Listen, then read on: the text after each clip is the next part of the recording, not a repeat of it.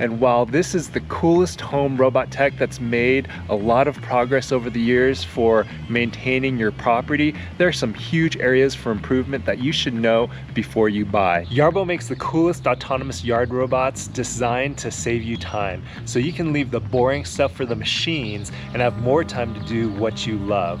For winter, there's the snowblowing attachment, so you can have a clear driveway when you leave for work or the ski slopes in the morning. After the winter, you can remove the snowblower attachment for the spring and the summer, where there's a lawnmower attachment and a trimmer attachment, so you can have your lawn looking like a well-maintained golf course every day.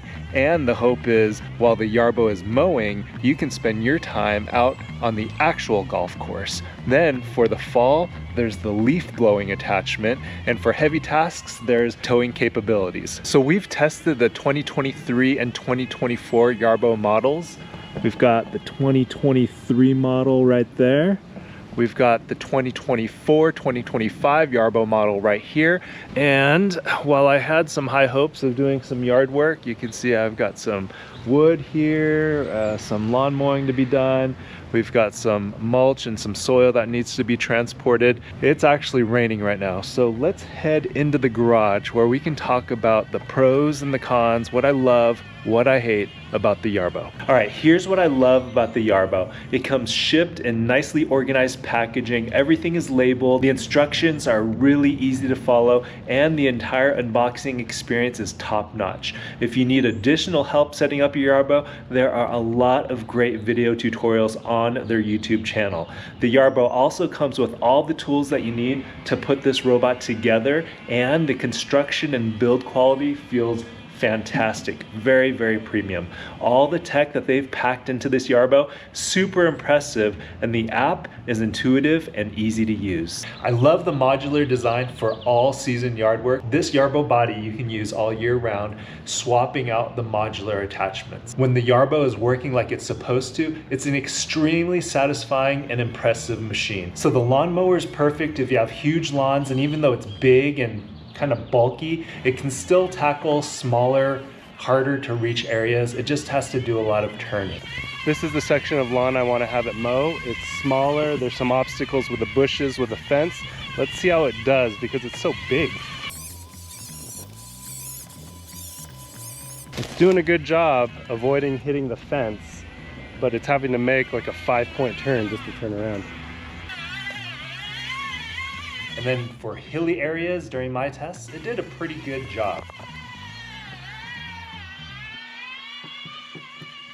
I don't have it doing 0 turns, tank turns. I have it doing 3-point turns or multiple turns so it doesn't tear up the yard. But because it's having to go back and forth with its turning, it's really pushing down the grass. The grass is able to pop back up. It looks fine afterwards, but it just doesn't have that nice, fresh, clean cut in areas where it has to constantly be turning. So you can take off this mower attachment, stick on a snowblower, and the snowblower is in a class of its own. And then there's a follow me mode with a towing feature that's super fun to play with. Okay, I've been trying to figure out a way to hook up the hitch on the Yarbo to my trailer here, to my little cart. And this has been the best solution I've found so far. I'm sure there's something better out there. Let me know if you have any other ideas on how to connect these two sections. I'm just gonna go like this. Follow me mode is still in beta, but it's pretty cool nonetheless. So it'll just follow me wherever I go. So I don't have to use an app. I don't have to use a remote. It just follows me, towing whatever I want it to tow. Very nice, very handy if you have a heavy load that you need to pull and you want this guy to follow you, you want to pull your load hands-free. While folks may complain about the Yarbo's high price tag, if you understand who this robot is designed for, then the price tag actually makes sense. First of all, the Yarbo is a solid tech-packed robot, so it's not going to be cheap. But this is a premium product that's still in the early stages. It's in the early adoption stages, so I get that the price tag is high. But, and it's a big but, there are issues that need to be resolved to help keep customers happy. Okay, it looks like the rain has stopped, so let's come out here and continue talking.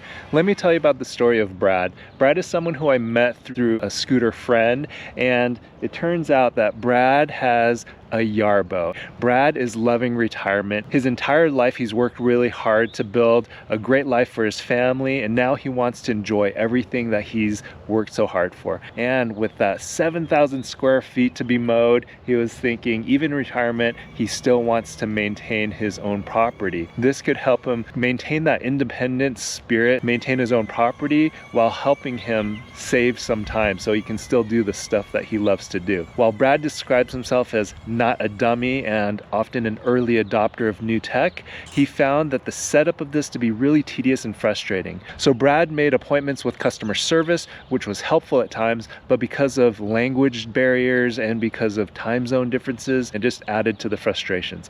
When he finally got it up and running, he was in love with it. The neighbors were in awe. It was just fantastic, but issues would arise. The base station location wasn't in the greatest position, and so Brad would have to move one of these things, which would result in him having to redo the entire mapping process, and that took a lot of time. In addition, the heavy mower would tear up his lawn in different sections, especially where it entered and exited the driveway. And finally, one of his other big frustrations, even to this day, I was talking to Brad and he said that it wasn't connecting correctly, but his mower would lose connection either to Wi-Fi or to the GPS system. And so all these things would lead to frustrations that would cause Brad to have to go online to discussion groups, to internet forums, to try to troubleshoot and figure out how to solve the problem. In Brad's own words, he said that he would have gladly paid a professional from Yarbo